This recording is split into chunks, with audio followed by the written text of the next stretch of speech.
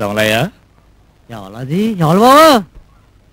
నువ్వు వేగంగా బోట్ నడపగలవని తెలిసి వచ్చాను. ఒక మనిషిని రహస్యంగా అన్నమానుసు తీసుకెళ్ళగలవా? రాస్కంగా అన్నమారకా? అవును, పోలీసు వాళ్ళకి తెలియకుండా చేర్చాలి. 10,000 ఇస్తాను. ఏంటి 10,000? అయ్య బాబాయ్, తాము జడ్జి బాబు కదా, నీకు ఇదేం పని బాబా? కావాలంటే మరో 10,000 ఇస్తాను. ఆ మనిషిని సరిగ్గా సాయంత్రం 5 గంటలకు తీసుకొస్తాను. నువ్వు రెడీగా ఉండు.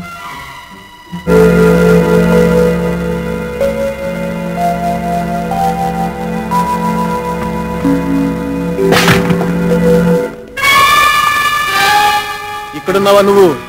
నీకోసం ఎన్ని రోజుల నుంచి వెతికిస్తున్నాడు రా మా చెన్నకేశవులు గారు. వీళ్ళతో నీ కాళ్ళు చేతి కట్టి కారులో పరండి. అరవింద్, మీ రండి.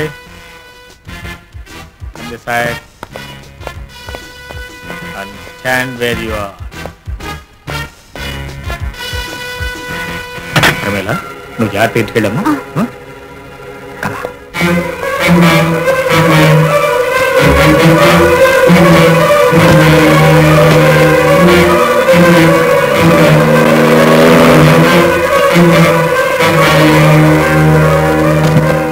నువ్వు ఎక్కడే ఉండు, నేను వెళ్ళి జమలైతే మాట్లాడుస్తాను. డాడీ,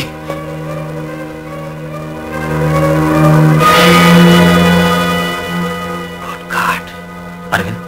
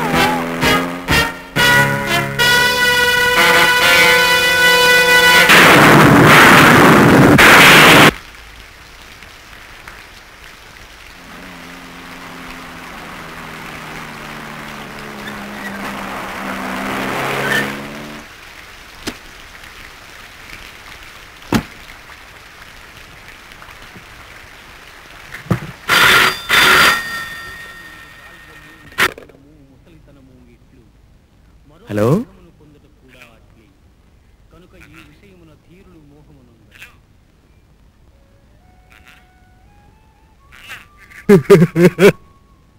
ఏమైంది నాన్న? ఏమైంది నాన్న? నువ్వు అరవిందుని కాపాడలేవు బాబు. ఇప్పుడే అరవిందుని టీవీలో చూపించారు. Railway station, airport, harbour, bus స్టాండ్లు అన్ని చోట్ల పోలీసు నిఘా వేశారా. ఊరుకోండి నాన్న, నాకు ధైర్యం చెప్పాల్సింది మీరే ఇలా తిరిగి వాళ్ళు లేపితే ఎలా?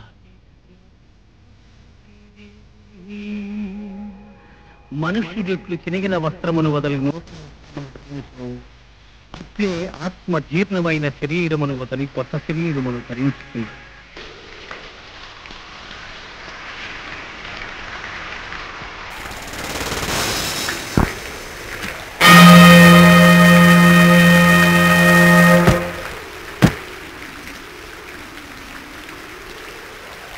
ఏమయ్యా న్యాయమూర్తి, న్యాయాన్ని చెబుతారు గాని న్యాయం పాటించరా తమరు?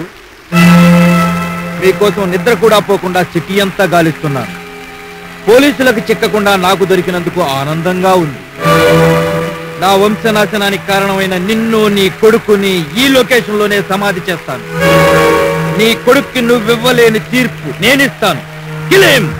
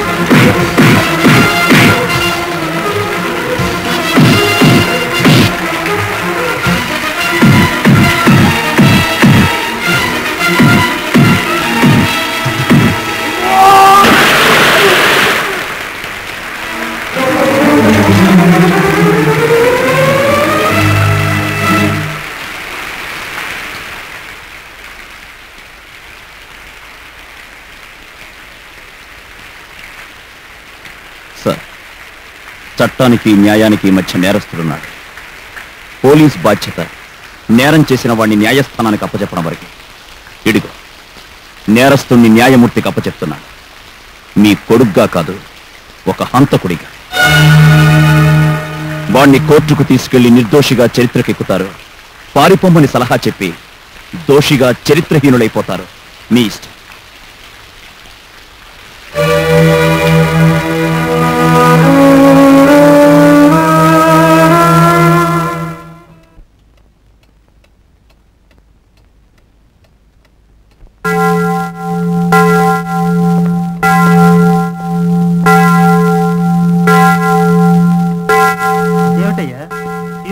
శివశంకరం గారు కదా చదవాల్సింది. ఏ తండ్రి అయినా కన్న కొడుక్కే శిక్ష వేయాలని ఎలా చెప్పగలరు? జస్టిస్ శివశంకరం గారు అనారోగ్య కారణంగా కోర్టుకు రాలేకపోయారు. వారి తీర్పును నేను చదువుతున్నాను. నిందితుడు అరవింద్ మీనా అనే అవివాహితను సోదరుడు అజయ్ని హత్య చేశాడని ప్రాసిక్యూషన్ వాదన. హతురాలి పోస్టు మార్టం రిపోర్టు పరిశీలిస్తే ఆమె చనిపోయే ముందు మానభంగానికి గురైందని తెలుస్తుంది. అందుకు కారణం ముద్దాయి అరవిందేనని చెప్పడానికి సరైన ఆధారాలు లేవు. హతుడు అజయ్ హత్యకు కారణం అరవిందేనన్న ప్రాసిక్యూషన్ వాదన సమర్థిస్తూ ఆలీ అనే యువకుడి మరణవాంగ్మూలాన్ని ప్రవేశపెట్టారు. కానీ రికార్డైన గొంతు ఆలీదేనని చెప్పడానికి కూడా ఏ విధమైన ఆధారాలు ప్రాసిక్యూషన్ వారు చూపించలేకపోయారు. కనుక బెనిఫిట్ ఆఫ్ డౌట్ కింద ముద్దాయి అరవింద్ను నిర్దోషిగా విడుదల చేస్తున్నాను.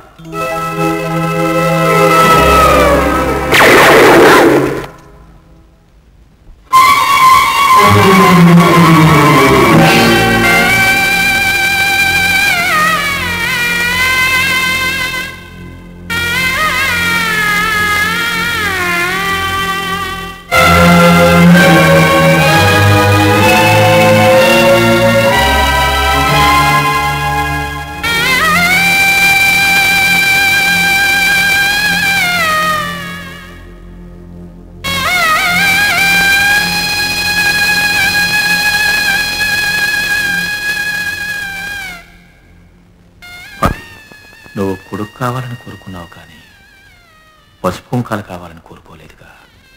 అందుకే నీ కొడుకుని నీకు అప్పగించి నేను వెళ్ళిపోతున్నాను.